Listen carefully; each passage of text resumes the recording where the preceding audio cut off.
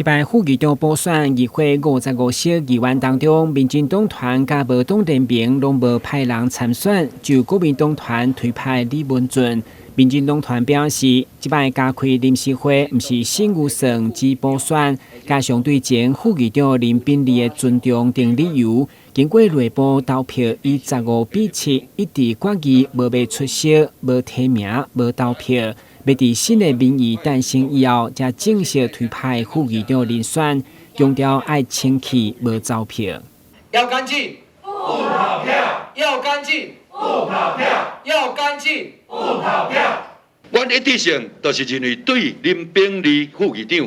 的一个尊重，无希望你这一届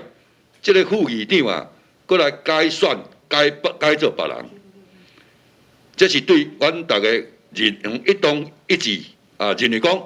无爱安尼做的原因。有两点，一个就是要什么算，一个就是无爱互林秉利副议长未当功成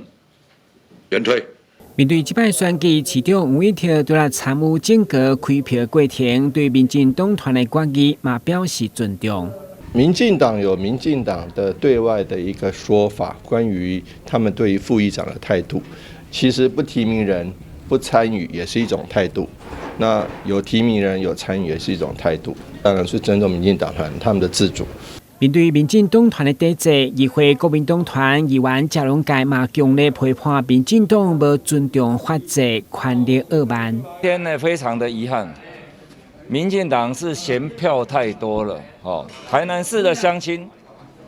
对他们这么疼惜，对他们这么信任，这是地制法第19条依法必须召开的补选，他们竟然全力的杯葛，不宜出席，也不提出人选，这就是标准的权力的傲慢，我想非常不可取。副议长补选这局敢会影响民众的观感，对市长选举有所影响，拢值得观察。但系新闻，军事林英根采访报道。